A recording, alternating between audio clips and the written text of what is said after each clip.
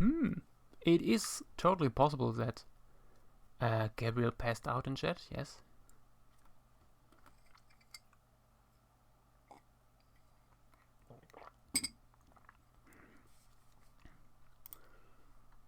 It is indeed time for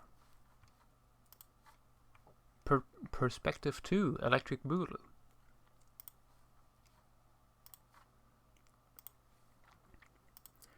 I shall post in social media that we are online, and we will wait for a little bit longer for people to come in before we start.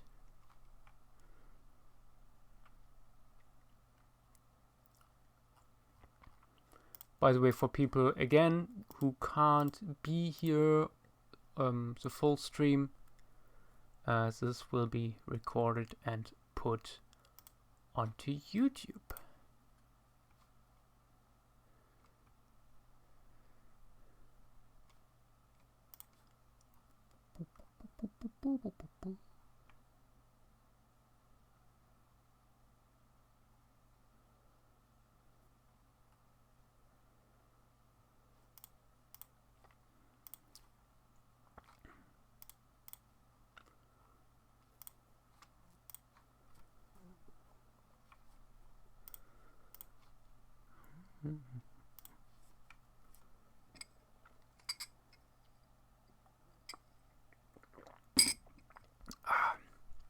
I'm drinking iced coffee to get a little bit more energized, so when my cup is empty we shall begin.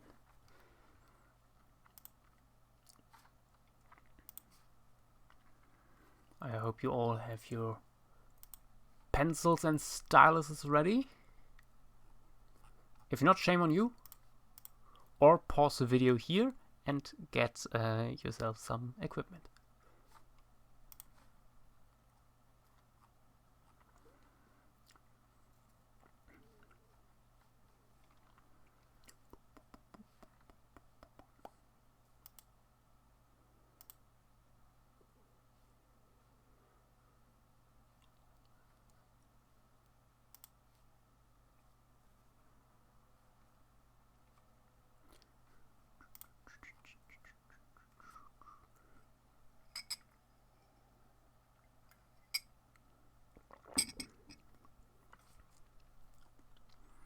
That's okay, Olaf. You can also just listen.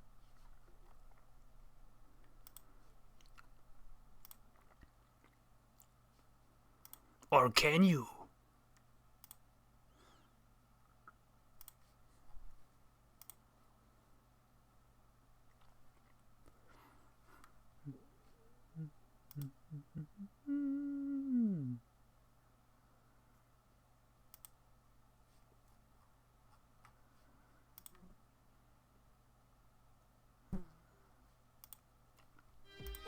I hope you all saw the teaser for the next episode of Dinosauria.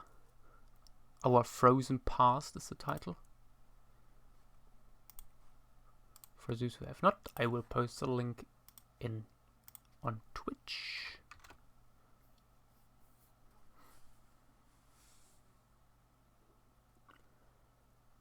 Diego Spinosaurio on Twitch. Sorry, we will not do specific requests today.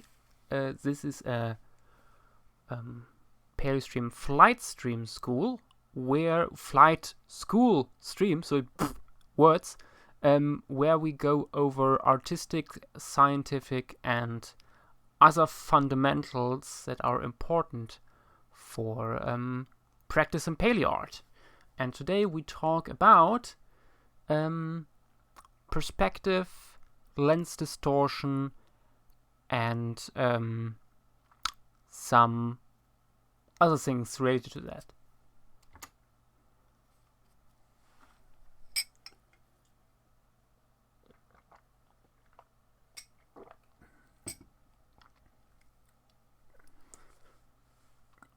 But yes, at some point I will probably do that notosaur you suggested.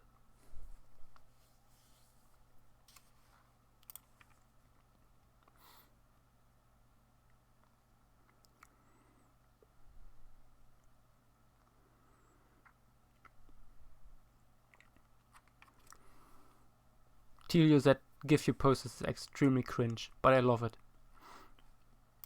Okay, and with that, I think we should start. Last stream we talked about critique, how to do it, and how to deal with it, how to receive it.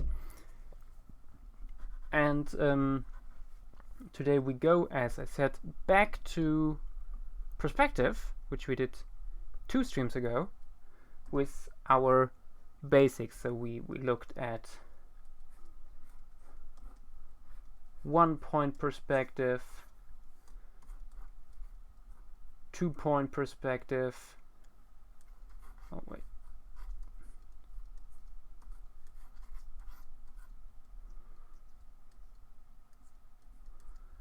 3-point perspective.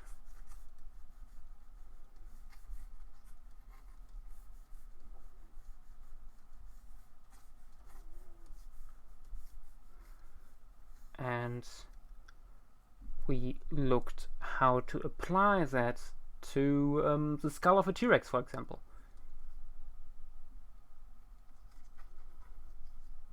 By breaking it down into simple shapes, in this case boxes, that you can put into perspective. And then you can add all sorts of details in there, so your very simple shapes at kind of a grid on top of everything you can follow. Today we will go a little bit deeper with some things first that I forgot to mention last time, because when we have, let's say, such a box here that is supposed to be your guiding form for something inside, like let's say the head of a Spinosauroid.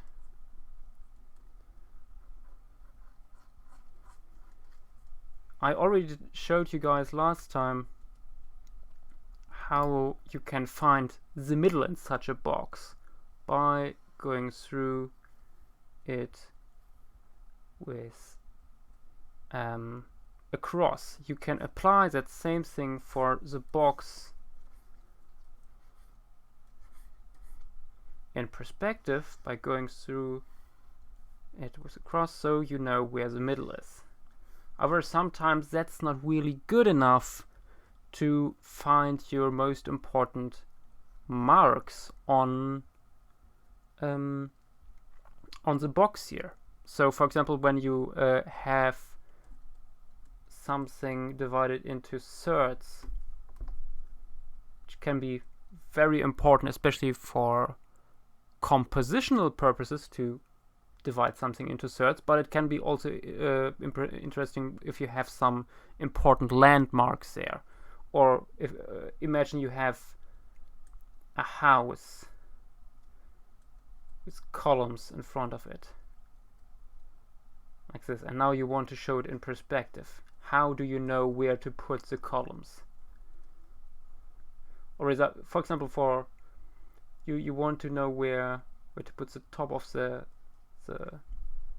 roof, then you know you can just go through this and go up here, and you will accurately portray where the top of the roof is. However, this doesn't give you a good indication where these marks on the thirds are. So to do that, you add in your you find your middle again in your cross here, and you add in that a triangle. And let me show that to you in a box again.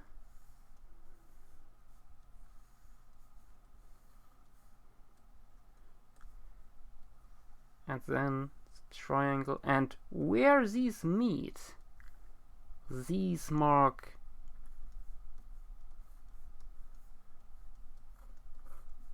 the boundaries of your thirds. And that's a very, very handy tool, because this applies also to the wool construction in perspective. So usually you would, with something like this, you could just also take a measurement and divide that by 3. So you have, but this graphical way is way easier, especially, as I said, when you want to apply it to something in perspective. Like if here was the eyes and here's the nostrils of something.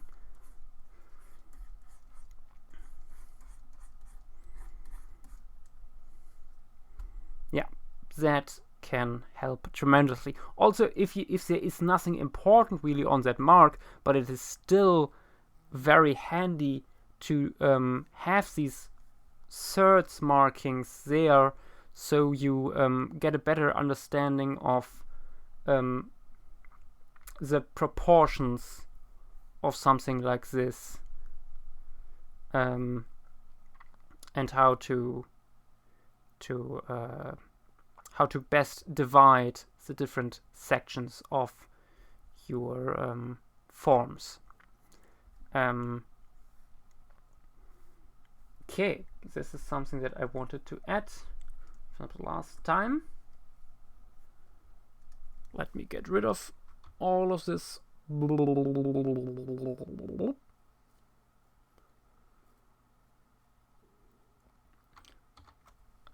I hope this was understandable. If you guys have questions, let me know in the comments.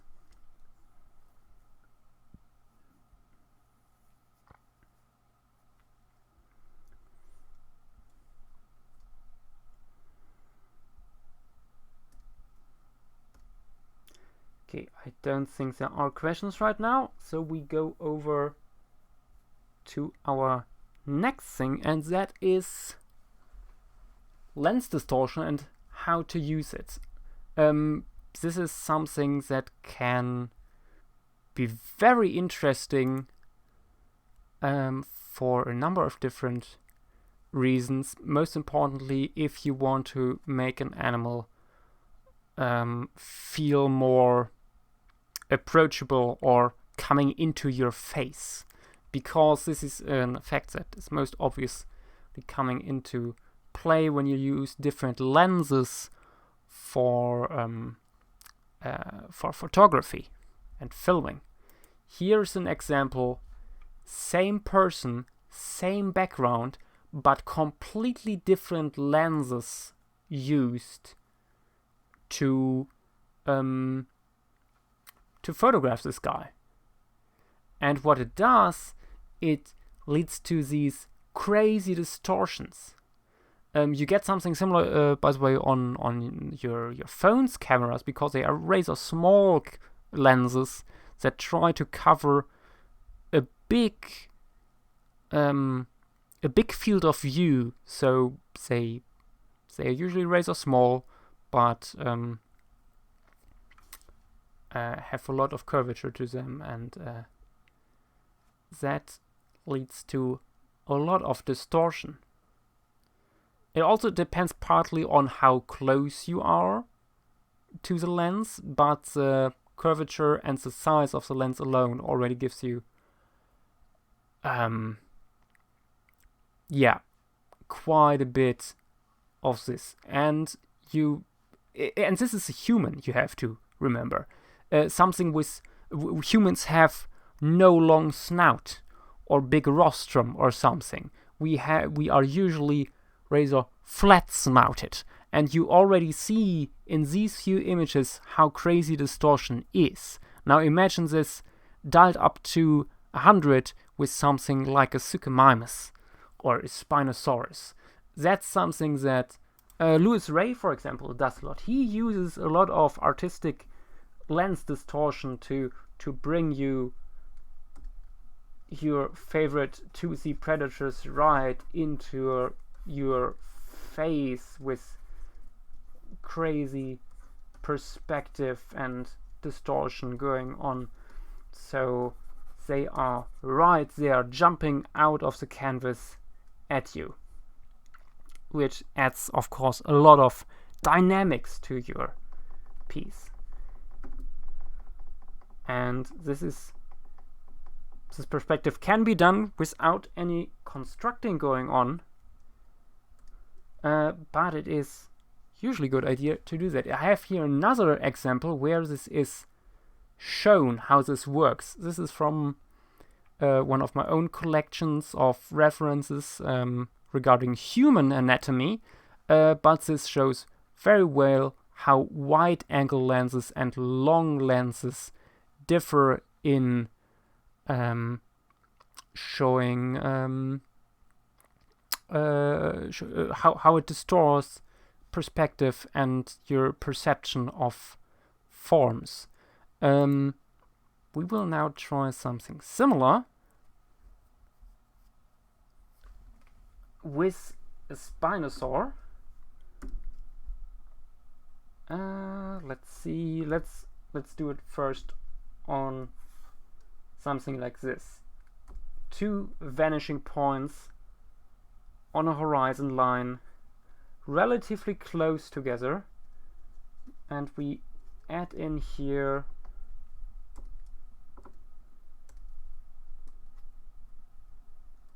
a box. Oh wait, no. Boop, boop, boop. First, add your first line.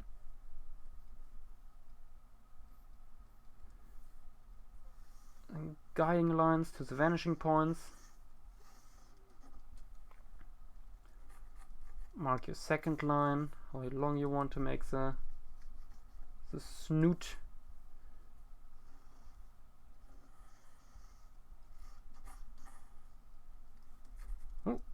I know what's going on here.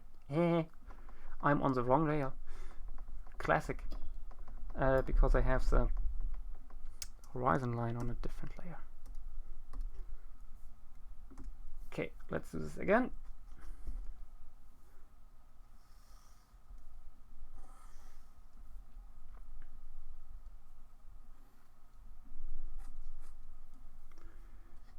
I will try a rough Spinosaur. However, what I really do with this isn't that important. This is just to show you off how you can use something like just 2 vanishing points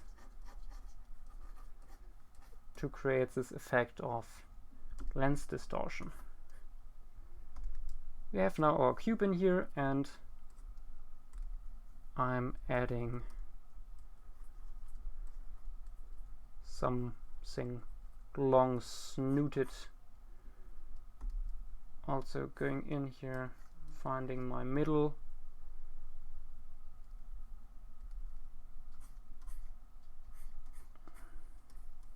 So I know where my midline would be.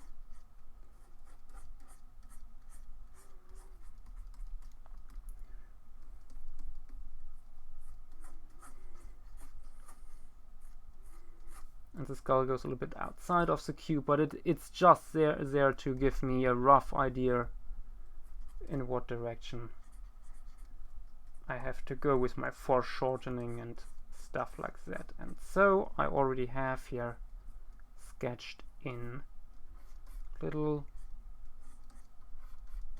Spinosaur, something similar to baryonyx.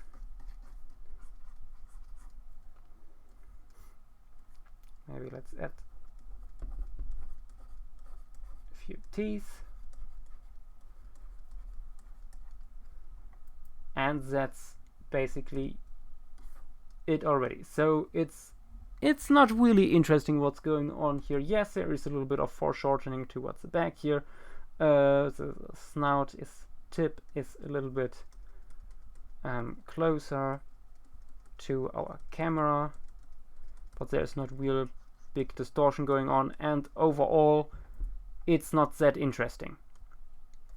You are not really in danger.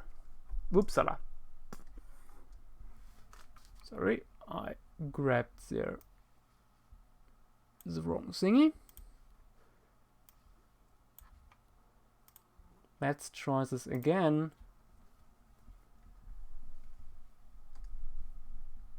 With vanishing points quite a bit closer to each other. Again, to basically try out this wide angle lens.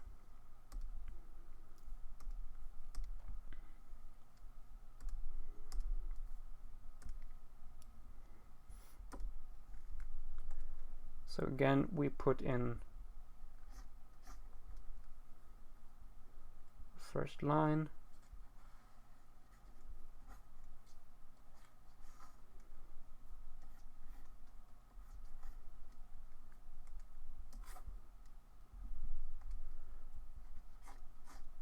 Again, we are looking on top of the skull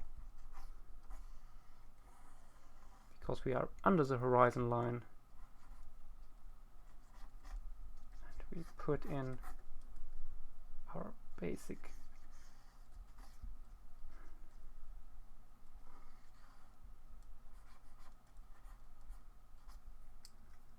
cube.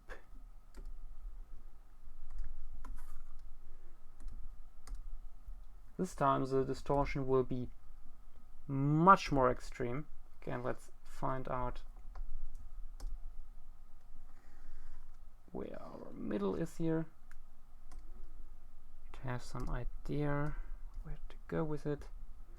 Then we put in eye, little crest,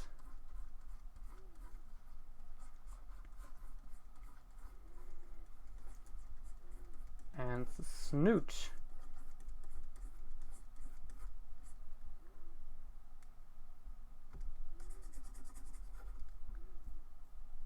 Going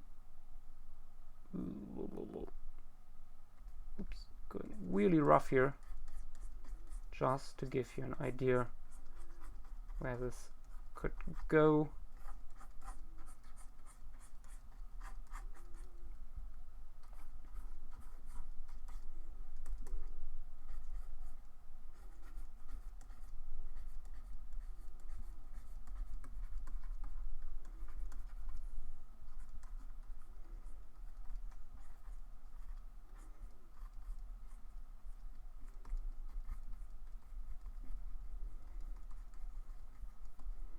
Now you see how much closer we are to the danger, to the teeth, because of the distortion of our lens. And it adds a lot more tension to everything, because the animal is coming much more at us.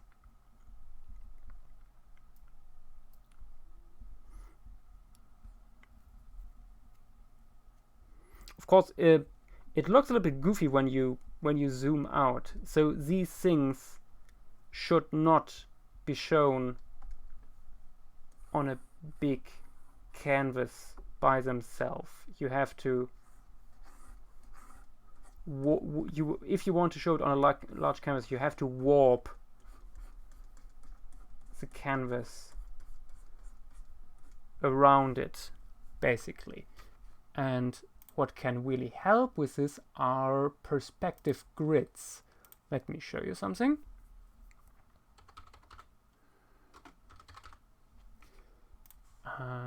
Quickly looking at some there. These are the three kinds of distortions we are usually looking at.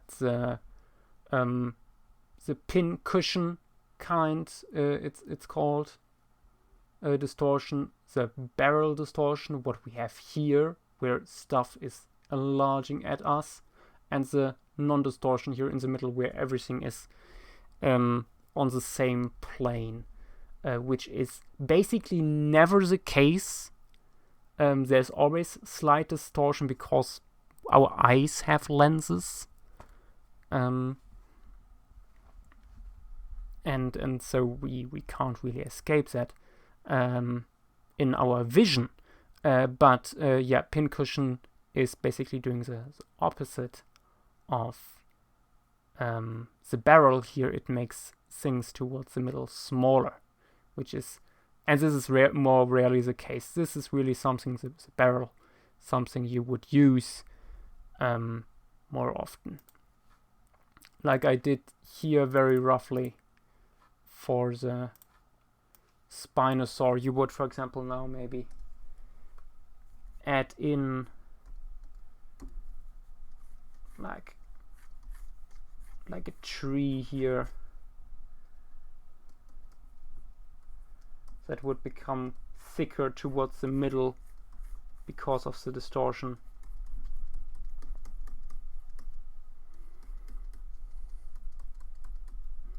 And when you take this to its most extreme, you end up with 360 degrees panoramas you can watch in 3D basically. But that's really, really challenging. So for extreme perspectives like this, yeah, using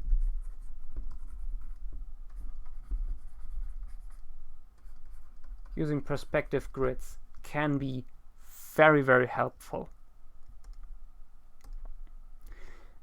However, and this brings us to our next point, sometimes it can happen that you have something on your canvas that isn't fully on there, or is on the canvas in a way and depicted in a way that the vanishing point wouldn't be on the canvas. What can help in these cases is having a bigger piece of paper laying under it, or just having from the start a very big canvas, and within that canvas a smaller canvas on which you really want to work. I think in Photoshop there are also some ways to lay down perspective grids without having another without ever having another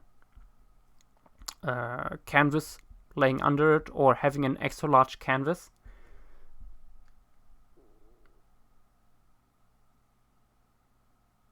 Oh, but Tommy Stoma, yes, I also want to boop the snoot of the Spinosaur. But you can, by having a very large canvas, you can then, that's not a straight line. You can put your vanishing points in here,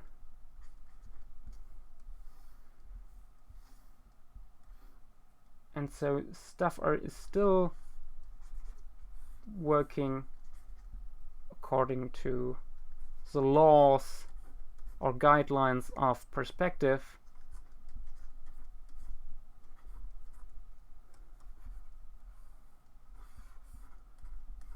without your vanishing points being within your image.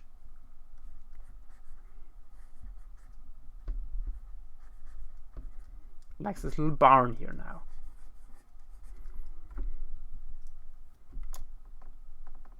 Sometimes, however, not even your full the thing you want to see is fully visible, and having then several objects of the same kind within an image brings with it the problem that you want to show them all appearing to be at the same size. For example, having, for example, images of herds of animals that come towards you. And what is oftentimes happening then is, let's add in here a little sauropod, zoom out a little, and add another sauropod.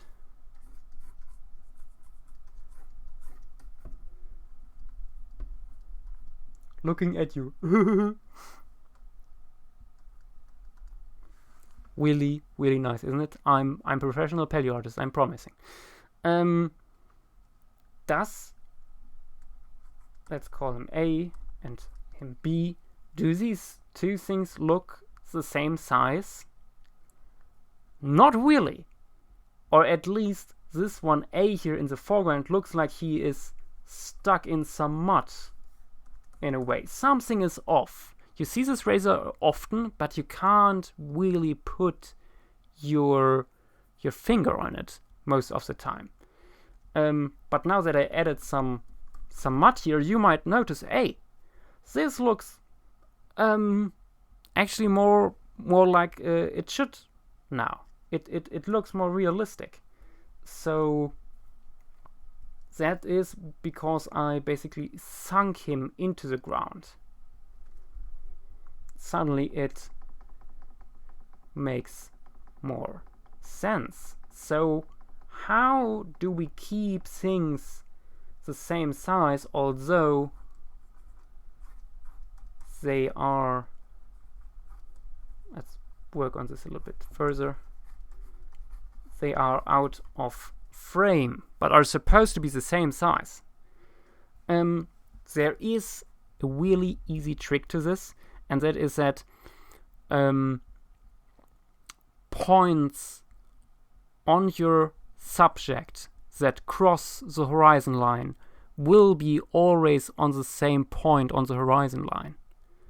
Like having a human figure here,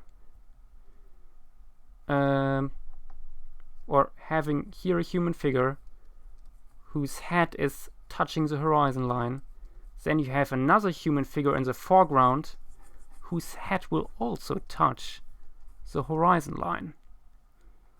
That can also work with stuff that is not even touching the horizon line. When you have a small person down here, a child, for example, and here's maybe, so you can then measure it out one head length away from your horizon line. Then you can again go to the foreground, look at an adult person, takes a head length there and add it next to it. There doesn't even need to be that much going on the creatures, persons, or objects themselves in terms of perspective, because we look at them head on, so we can't really do that much crazy stuff with them. But it really helps to structure your image. Like in this case, the horizon line meets the sauropod at the base of the tail. So we put in here our torso and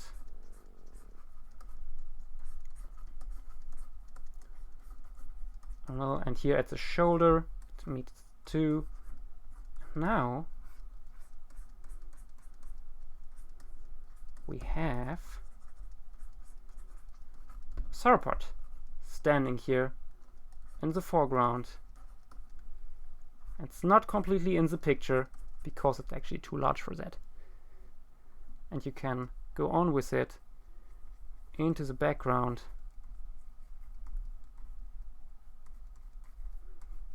And now that you have figured out basically how the adults behave towards the horizon line, you can add juveniles, for example, that maybe reach only up to the horizon line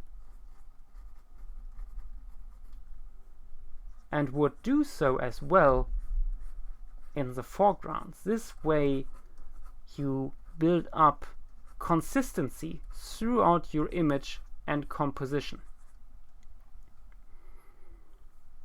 And that way you get the feeling for different growth stages. Although we have this perspective foreshortening throughout the image that you would think makes you basically distorts your feeling for the size of these animals, but through using this very simple trick, you can retain a feeling for the dimensions of these creatures towards each other.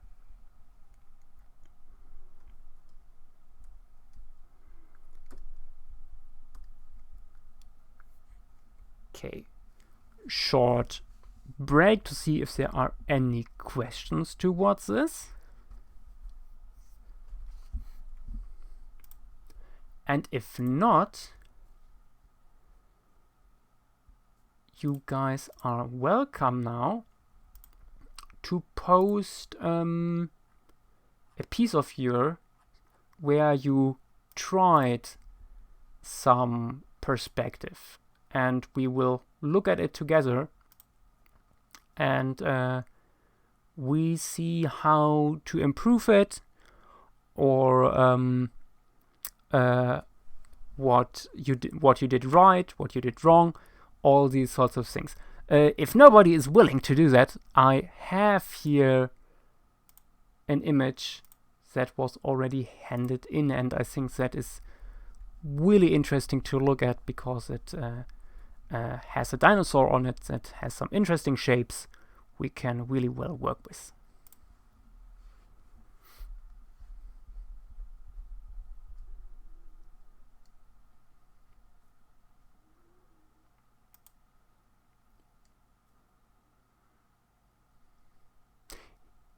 Yes, Zach, that small person is Armin.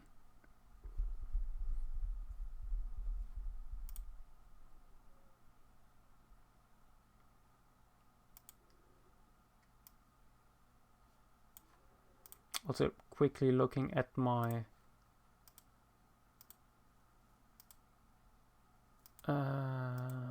notes if I forgot anything. Ooh, yeah. Before we go into something else, I wanted to show you another neat little trick you can use to create some interesting perspective. And that is, let's say you want to make an image where you look down a slope or up a slope. So in both cases, you have your subject here in the middle. Let's say it's a Triceratops.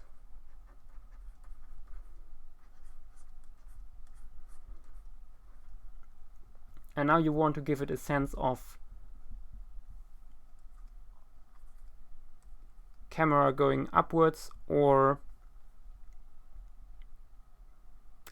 downwards, or camera looking upwards, like that. So in both cases you have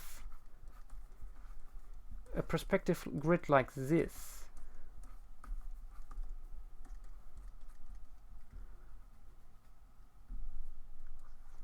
And here might be horizon line.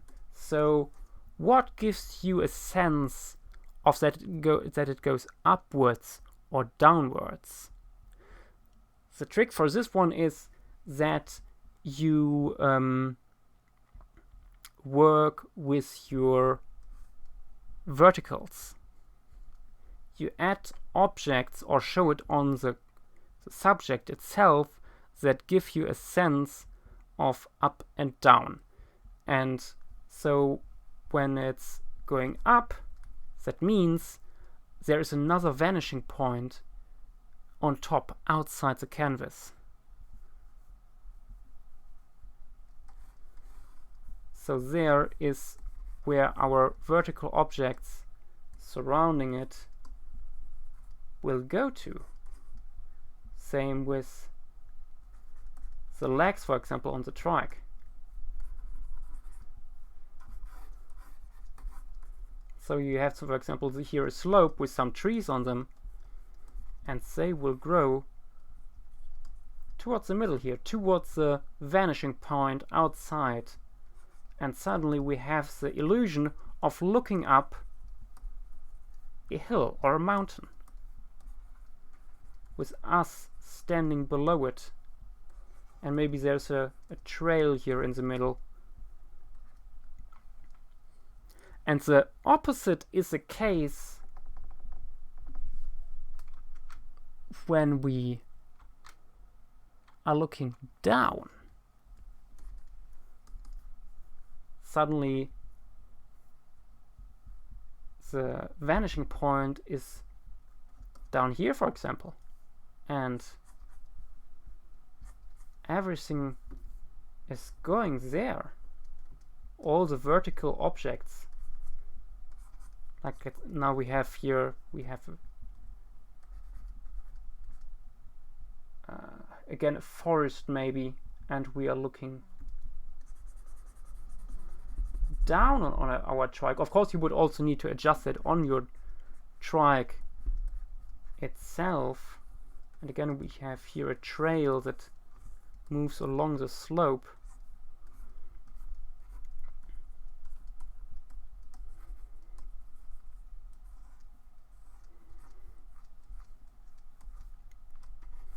But suddenly we look down into a valley.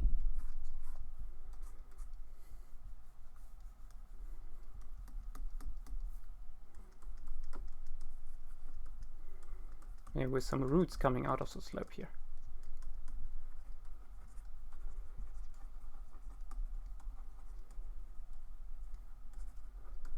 Then we have some ferns here that give you ground coverage. And see, now we are looking down here onto our trike. Again, yeah, you would need to adjust the perspective on the animal itself. But yeah, that's basically it. Let's have a look at the chat if there are any perspective questions or pieces.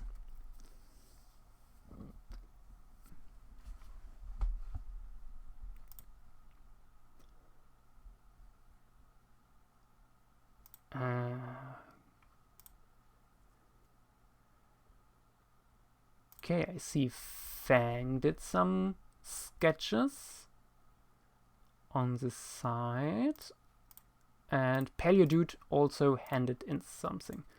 Let's get them on screen. This is stuff that just appeared now, was just now created. I'm stuck, not again. Yes. Oh yeah, that's also actually something. By basically ignoring this rule here that the same body part has to appear at the horizon line, you can create such scenes here where you have the feeling, okay, this animal actually is stuck in the ground because you lowered it. So while it is a good thing to know, by knowing this thing, you can actually break it to create new and interesting compositions. This here in the foreground already works quite well. This sauropod here is roughly on the same height as this one. However, Fang, you break it here in the back for some reason. Suddenly the sauropod is above the horizon line, although here it is always here, the back of the highest point of the back is always on the horizon line. So what you would do instead, if these animals are roughly the same size, you would also move it down here to have the same feeling of size. Same with the juvenile, that only touches here the horizon line with its head, like that. Let's have a look at the Spinosaurus sketch. It's a little bit hard to see what is going on, but I think the general idea comes across. I think the distortion isn't quite there yet when we see the central thingy here, and here's a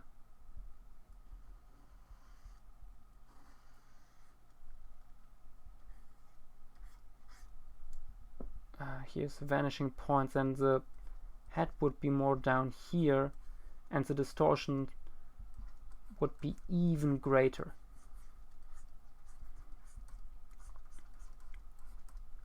But yeah, it's really, because this is of course very quick sketches. This is hard to see.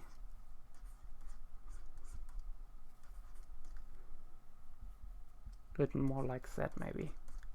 But I think the basics you have down. Okay, next what I saw in chat was one by Paleo Dude.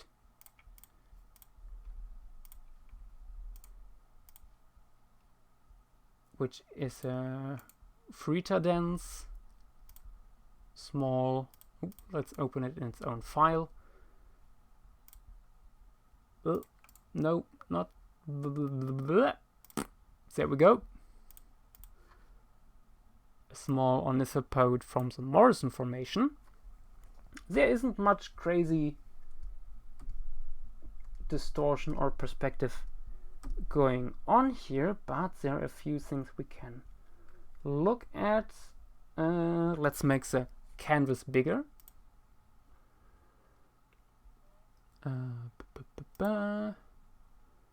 Width. This. Change size. Bigger canvas. And so let's have a look at this. We have our horizon line down here, and we don't have a perspective grid we could follow, but so we take one part of the body and see how it works perspective wise to figure out where the vanishing points would be. So we take the upper part of the jaw, here's a skull, and so it would probably be like this roughly. Actually more like this.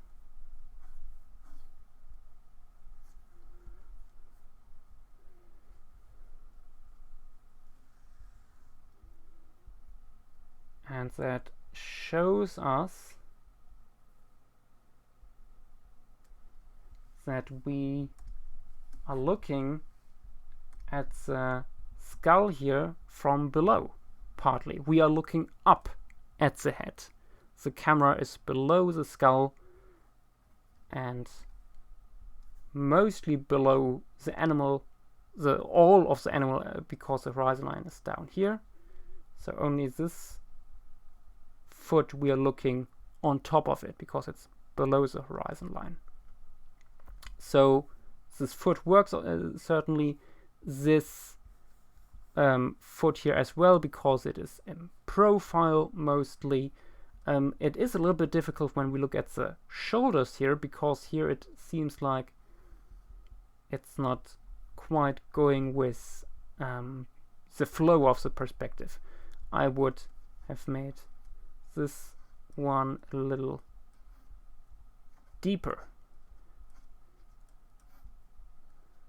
And it doesn't really come across here because I'm using this big fat brush and everything, but it looks like the shoulder here on the right is more raised up than the one on the left.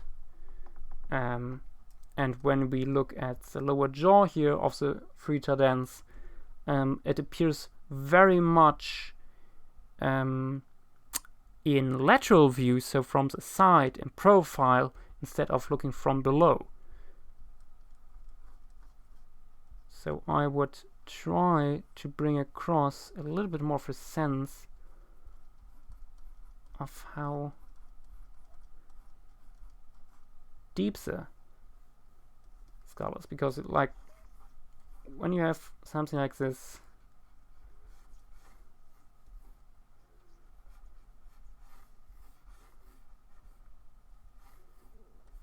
you want to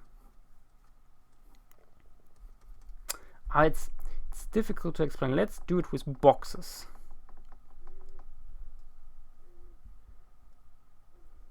You're looking at the skull from this perspective.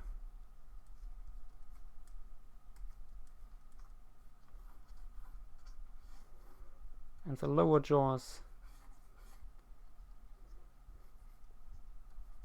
down here. Then you would expect to have a look at the underside of the lower jaw as well, to make it very simplified. That's why I also said in the first perspective stream that perspective is affecting everything in your image, and it is really hard to always keep that in mind. That's why practice is so important, because at some point you no longer keep it in mind, because you always have it on the back of your mind. You no longer consciously have to think about it. It just happens.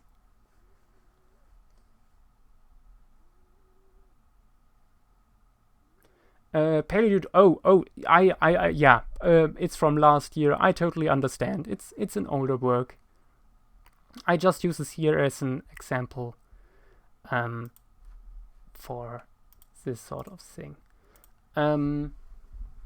Last but not least, we will have a look at an interesting thing that was posted in the Flightschool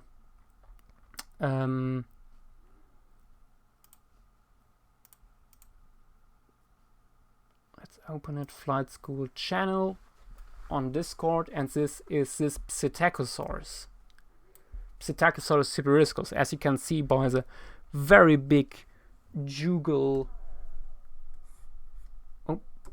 bigger jugal horns and little crests over eyes and noses and stuff. That's typical for your Psittacosaurus siperiscus. I will not go into the details of the anatomy and will purely judge its perspective, which is much more easy to do because here we can actually use observable, objective methods. First off, again, like with the last one, we will make the canvas much bigger.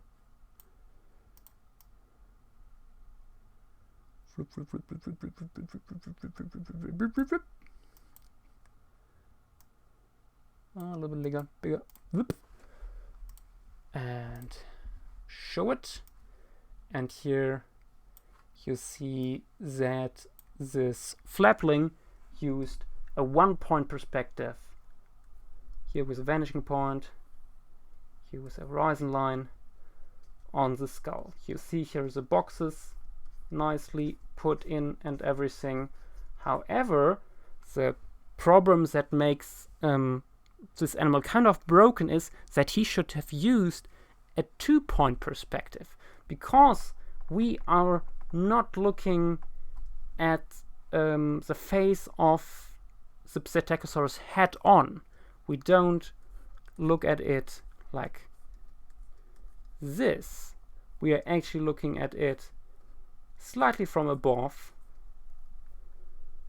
slightly from the side, and slightly from the front. So we should have at least 2 points for the perspective.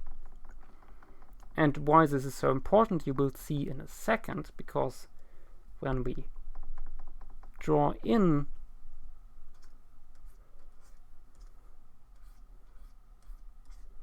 the rest of the perspective grid, let's zoom in a little, and then I make here a dot and draw a line. It should be roughly up here probably when we follow the horizon line. I'm distorting this a little bit right now because didn't make the canvas large enough. You would usually make it even bigger. If you follow this, but now you can see that you can also put this jugal horn into a simplified form. In this case, let's use a cylinder that goes through the middle of this box.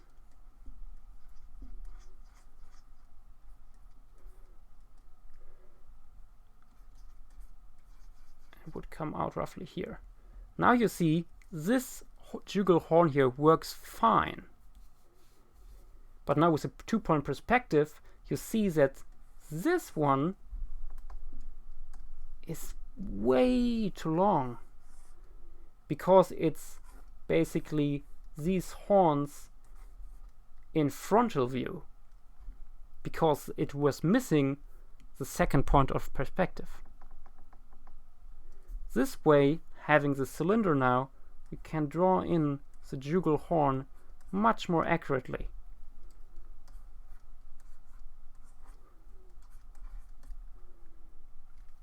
Let's actually get rid of the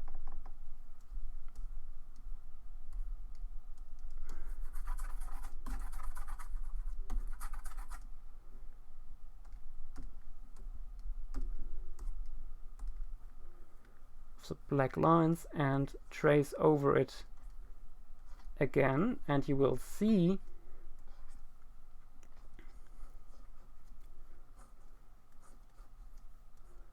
how much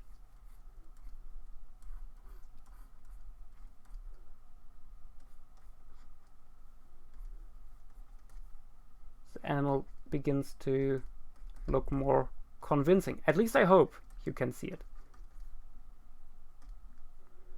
And when we give then a little bit more shading,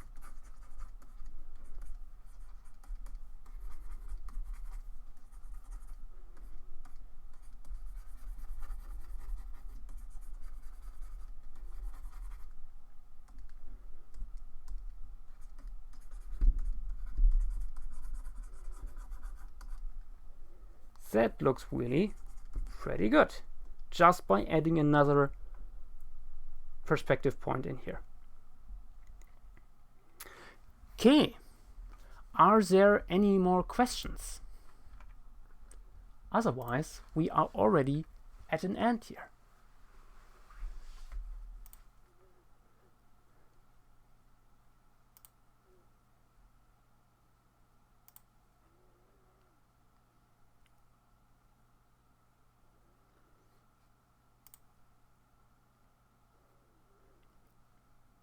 Okay, I think all questions were answered, and with that, we will end the stream. If you guys want me to look at some more pieces, I will do that after the stream. But for now, I'm saying for people on Twitch and for people on YouTube later on, see you next time. Bye bye.